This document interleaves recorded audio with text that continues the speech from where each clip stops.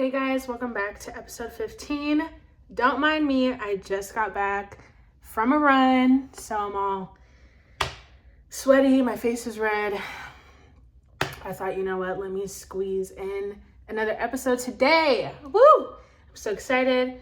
I was originally just gonna freestyle this one and just talk about my life and my goals for 2025, but I wanted to squeeze in just a short topic of conversation, which is friendship, and then I'll probably get into my goals for this year, for my business, for my relationship with Christ, me as a disciple, and so on.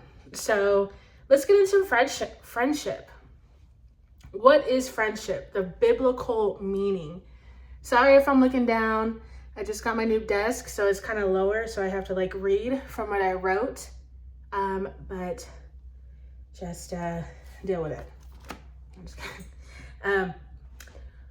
Friendship is a deep, loving, and self-sacrificial commitment that involves being there for each other through life's ups and downs. Preach! The Bible describes a biblical friend as someone who is loyal and helpful, speaks the truth, demonstrates God's love, is willing to lay down their life, pursues Christ, and brings glory to Christ. Absolutely. I love this. The Bible reflects God's love for friendship. God created us with a need for community and connection. The Bible does say it is not good for a person to be alone. In the eyes of God, friendship is an outwardly focused concept. It is about service to others rather than service to self. When you apply the biblical definition of friendship and factor in God's love and expectations, you'll soon find that a lot of so-called friends are really just friendly acquaintances. They turn out to be casual pals who benefit from the relationship in some way, not friends. Jesus himself said, "Greater love has no man than this, that someone laid down his life for his friends." Question of the day, y'all. Are you one of those people that feel like a lot of people have a really solid group of friends and you feel sad because you don't? Answer: seek God. Meet new friends at church, local events, social media, volunteering places. Because iron sharpens iron. God doesn't say you need to have a huge number of contacts in your phone who you can call on in a crisis. You call on God on a crisis, and that's all I wrote. I thought I wrote more. But for me, I feel like ever since I started calling on God for everything, because I used to be that friend in high school and beginning of college years. I didn't finish college, but at that age group, I felt like I relied on I was so codependent on my friendships, and that's not wrong. And I still have friendships that have lasted. But it wasn't healthy, and it wasn't something that I think people should do. I feel like you should be more codependent on God, and then, I would be that friend that would send a huge paragraph to my friends, what do I do, or I'm feeling like this, I'm feeling like that. And I was so blessed to have friends that would not care about that and still be there for me. But I feel like they can even say themselves, now I'm more so, I feel like I just call on God so much that I notice even my text messages are shorter with my friends. I don't really have as much problems that I used to go to them. Oh my God, this happened, or this happened, this is going on in my relationship, or da-da-da-da. I'm everything just goes to God first. And then I'm my friends are Kyle, how are you doing? And I'm oh yeah. Cause I'm just so used to calling on God now that I'm oh yeah, I have family and I have friends that need to know what's going on in my life. So that's kind of funny because I feel my family too, people probably feel dang, Kai don't be talking no more. And I'm like, I'm just talking to God. That's why I used to be an open book and let people in and let people know. Oh, that's so ugly. I have saliva on my... You know when you run and you have that like saliva on your lips? That's so ugly. That's so me right now. And I'm not saying it's wrong, like, to like text your friends like long paragraphs and stuff, but like my best friend, like she's married, and I just feel like when you get older, it's like, you know, I don't know if it's just me, but like I don't want to be a burden on people. And I know that she would say, Kaya, you're not a freaking burden. Shut up. Like, but like, I don't know. Maybe I'm just overthinking, but I have noticed that I've been less of an open book with people because I've just been an open book with God. And then I feel like I've dealt with it with God. Like my problems, I'll just talk to God about it. And then like, I don't really tell anybody anything, you know? And that's why people probably think, oh, Kaya's changed. I changed in a way that I'm not an open book as I used to be. Like, I just talk to God about everything. I'm not even kidding you guys. Like I literally talk to God about everything. And so I may not come to you anymore and talk about everything like I used to, but that doesn't mean that I don't love you, or it doesn't mean that I want you involved in my life. It's just, I don't know, but I did learn a lot. Like when I was an open book, there's a lot of people that betrayed me, I guess, when it came to that too. Like, you know, people who you were friends with and then you tell them everything and then you're not friends with them anymore, and then they tell everybody everything that you told them when you were friends. That's when I was like, dang, we weren't really friends then. You know what I'm saying? They use your stuff for clout for 5 minutes. And I just kind of was like, I need people that I could trust in my circle if I'm going to be an open book, because there's a lot that goes on in my life, my family life, and this is my reality. You know what I'm saying? It's not cheeseman. It's my reality. This is what I live. If I died tomorrow, this is what I lived. So I need people to respect what I go through. And even if we don't talk anymore, respect when we did talk. Respect, like, you know, I just kind of learned too that people just, the people who man, I have friends that I don't see a lot, but I know that they've kept like stuff that I've told them still private, and they haven't told anybody anything. And I respect that. I'm so grateful for them for doing that. But I don't even know what I'm saying anymore. I literally like kind of just got off guard. But yeah, guys, my goals for this year is to get closer to God still. You can never get too close to God. I feel like you just get, like, you have, like, every year it's like getting closer and closer. My goal is to serve God more in my communities, wherever I am. My goal is to also, you know, continue to center God in my relationship.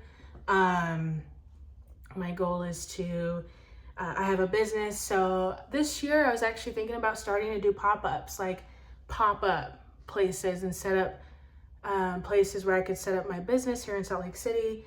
I was thinking about contacting stores and maybe selling banana pudding outside the stores and stuff like that. So I think this year is more for pop-ups. And even if I visit Oregon again and go to Woodburn, I could do pop-ups over there. And so I think I'm ready for that. I really take my time with my business. I just felt like I really wanted to perfect everything on my menu. So I think this is the year. This is my 4th year in business. It'll be 4 years in March. And also 4 years of sobriety. Woo!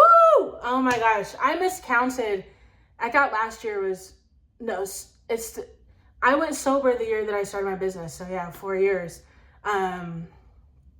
And like, that's something to celebrate, especially my generation.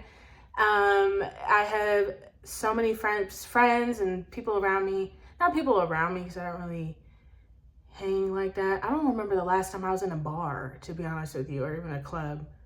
But just in my generation, a lot of people drink, and I got myself out of that. I'm so happy about that.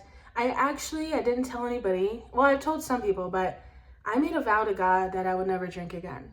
So I'm actually never drinking again for the rest of my life. And I made that vow 2 years ago when I was about 2 years in my sobriety. Right? Was it 2 years ago? Coming up. Wow. I think. Yeah. Wow. It should be 2 years coming up that I made that vow. Really? Yeah, oh my gosh, time's on my fast.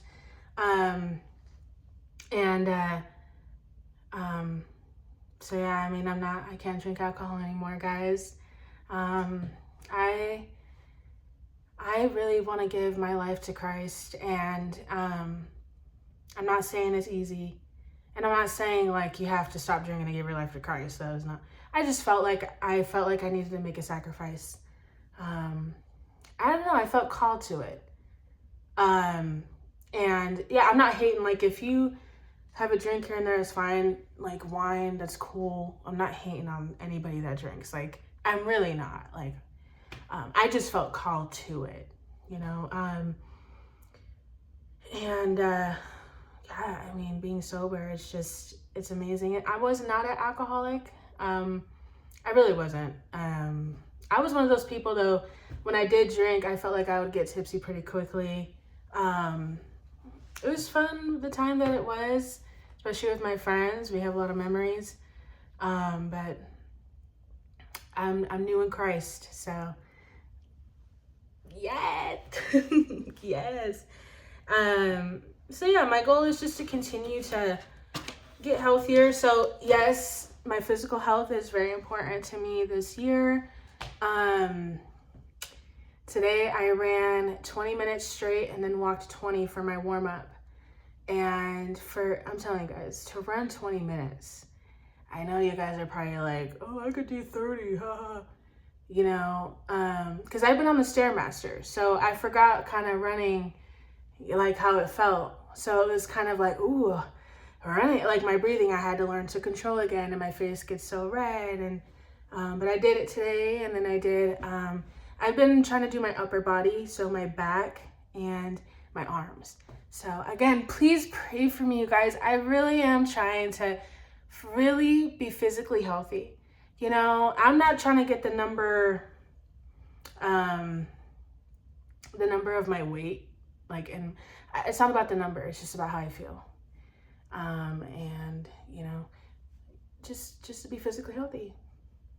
You know, everybody thinks because I have a food business, it's hard for me to control my eating. I'm like, this is what I've eaten my whole life. Like, it's not that. It's just, I think, maybe my hormones, and I don't know.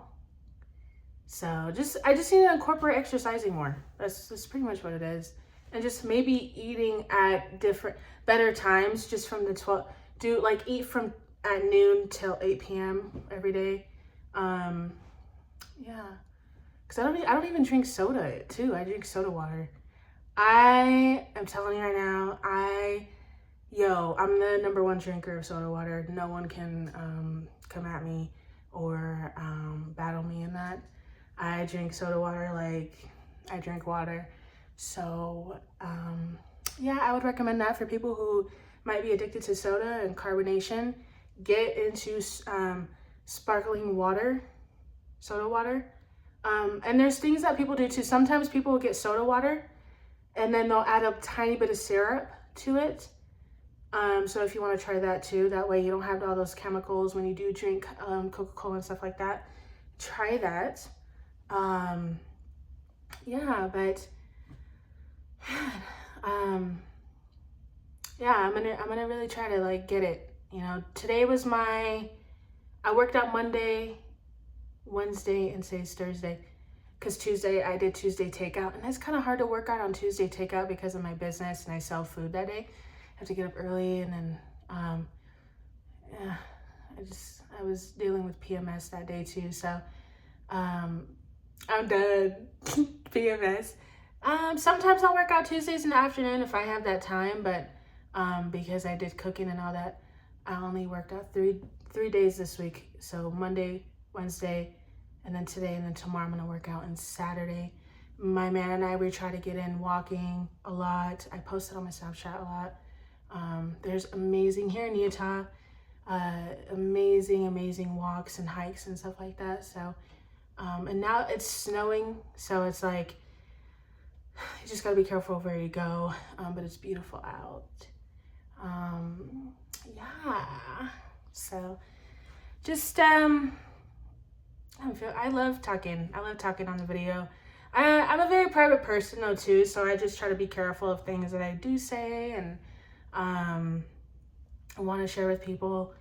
I know that I did mention in my other video recently that I posted that I want to talk about infertility. So I'm going to be doing some research and all those kind of things to talk to those women who want to hear Bible verses about that.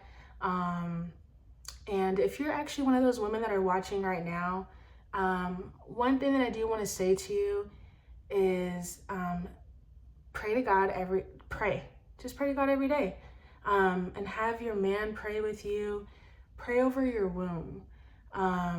In the Bible, the Lord does talk about how God opened Rachel's womb, and his heart hardened unto her.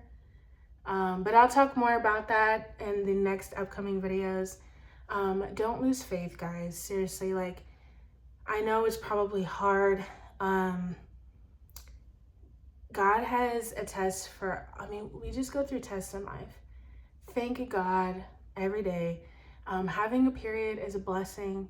It shows a sign that you're on a healthy track. You're a woman.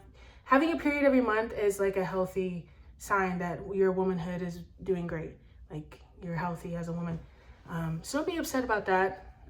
Praise the Lord for it. When you don't get a period, that's probably when you should look into if something's going on with your hormones and stuff like that. But yeah, well, I'll definitely get more into that in the next few videos. And I will also write down a prayer for women who are also battling infertility.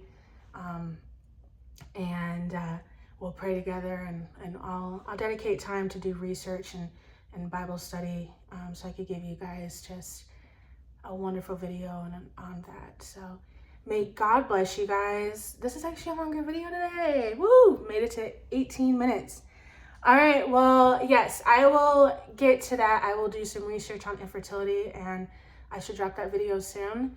May you guys have a blessed week. Happy Thursday. Let's finish the week strong. If you want to work out, this is your sign to work out, but work out with the Lord. So get up in the morning, pray to God to give you the strength and the health, being healthy. And yeah, so anyways, I'll see you guys soon.